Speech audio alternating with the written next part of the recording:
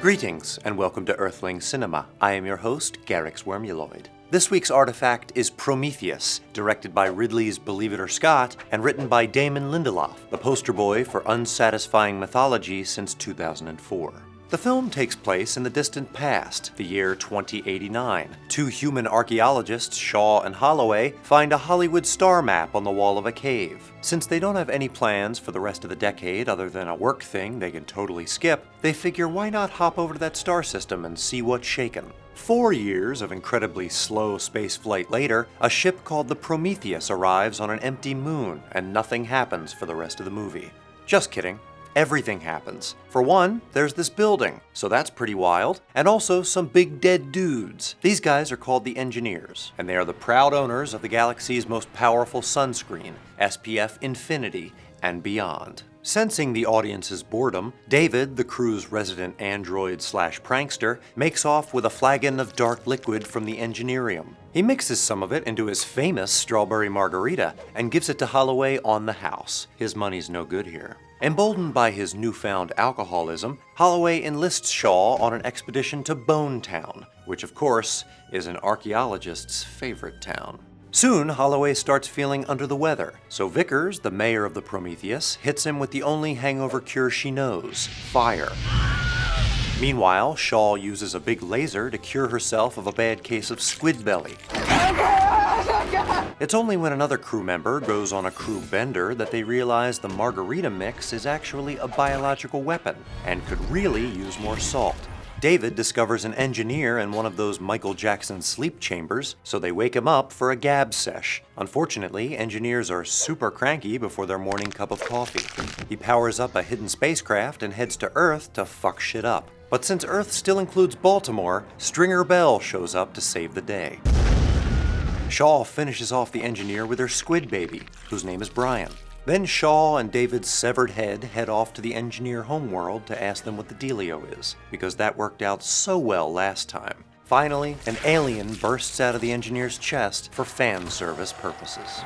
Prometheus explores man's relationship with his creator, Jesus Sr. The title references the Greek god Prometheus, who, according to legend, gave humans fire for their protection, and not just from hangovers. His act angered his stepdad Zeus, who considered the knowledge of fire to be the province of the gods. The crew of the Prometheus similarly seek forbidden knowledge. What we hope to achieve was to meet our makers, to get answers. Why they even made us in the first place. However, it soon becomes clear that they bit off more than they could chew, proving once and for all that mouths are insufficient for the consumption of nutrients. Indeed, the film suggests that the humans are tested and deemed unworthy, as they have been pretty much since their debut. The Engineers' planet is dubbed LV-223, a reference to the Bible's own Leviticus 22:3, which states, "Tell them, in future generations, if any of your descendants, while unclean, comes near the holy offerings the Israelites set apart for the Lord, that person must be excluded from my presence. I am the Lord." The humans' intentions are anything but pure. Vickers' dad seeks the Engineers because he wants to extend his already unnaturally prolonged skin folds.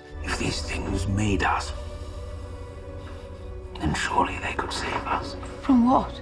Death, of course. When he finally meets his maker, you don't need a theology degree to see it doesn't go well. The Engineer's wrath may be explained by examining the Promethean theme of sacrifice. In the legend, as punishment for helping an already doomed race, the titular Titan was banished and chained to a rock, where every day a sky horse tore out his liver and ate it. The Titan, Prometheus, wanted to give mankind equal footing with the gods. For that, he was cast from Olympus. The film includes numerous visual cues that remind us of the torments Prometheus suffered for his act of Lamborghini mercy.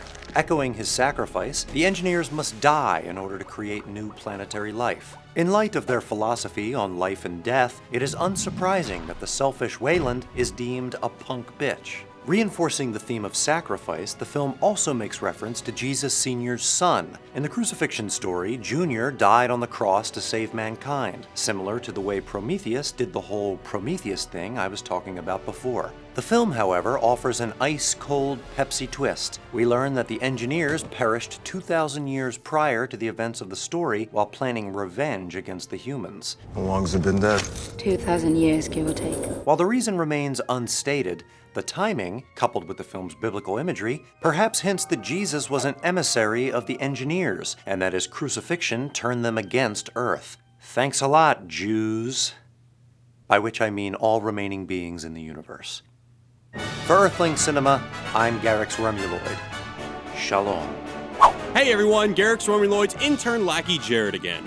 Ryan is currently working on our One Punch Man episode, but he'll be here in a second to read your comments, so stick around to see if your comment made it. But before that, if you like what we do and want to help us do more, consider becoming a patron. You may have heard of the adpocalypse. Well, it's affected us too. Your support helps us survive unexpected events like this and keep covering great stuff, and we'll return your generosity with exclusive content and more. Now, as promised, our editor Ryan is here for viewer comments. Hey! So, what are the people saying? Okay, first up, said Natacat on our Where the Wild Things Are Thug Notes video says, my English teacher told me that this isn't a valid place to get literary information. Joke's on her because I actually use these to do my AP test essay. Well, I'm glad to hear that, Snedicat, and you're gonna have to tell her that we get emails from English teachers literally every day saying that they love the analysis and that they use it for their classrooms. So, you know, one English teacher versus definitely a couple hundred. Fight the power. Fight the powers that be. Moving on our Earthling arrival video, Dr. House said, I jumped out of my chair when I got this notification. Now I'm covered in coffee. Well, at the very least, I hope that the coffee stain looked like the heptapod language, because that's what it kind of looks like. So, other than that, I hope the coffee wasn't hot, but I'm glad you enjoyed it. Okay, here's a few recommendations. On our Split Earthling video, Theodore Hardenberg said, do an episode about the philosophy of Wisecrack, this cynical postmodern cultural commentary show on YouTube. You heard of that one, Jared? Yeah, I know something about Wisecrack. I'm actually glad somebody said this. This is something I want to address. First of all, in terms of a philosophy of the channel, a lot of people work on the channel. A lot of us have differing opinions, and, just because we present a particular philosophy doesn't necessarily mean we agree with it. And as far as calling us cynical, I would say that media these days is very postmodern and cynical, and we're just bringing light to that. Well said. Another recommendation on our Split Earthling video. Joahoa, Laurenco, Alfonso recommends, do the Truman Show, do the Truman Show, do the Truman Show, do the Truman Show, do the Truman Show. Okay, we'll do the Truman Show. Yes! On our latest Rick and Morty video, Lucky Lucas had this point to make. Rick is actually a communist whose critical stance towards capitalism is based on the lack of Szechuan sauce distribution. Ideally, he would abolish the free market and seize the means of Szechuan sauce production. Jared, agree or disagree? Well, I definitely like the interpretation. It's pretty funny. I don't know how he would seize the means of Szechuan sauce production because they just don't make it anymore. Good point. In our South Park Margaritaville episode, Bottomless Pit said, Wisecrack, greater than symbol, Pornhub. Well, while I'm flattered, Bottomless Pit, that's just blatantly not true. I also disagree. And lastly, on our Earthling arrival video, Jesus Christ Jr. said, first. Nice, Jesus Christ Jr., way to go. And that's all I got, Jared. Thanks a lot. And if you want to get on these comment videos, leave hashtag #HeyWisecrack in your comments somewhere. Thanks, everyone. Peace out. If you want to check out more from Wisecrack, click here to go to our channel page and watch our Earthling Cinema episode on The Dark Knight or one of our other videos. All right, I have to go cook Mr. Wormuloid's space dinner. Bye-bye. See ya!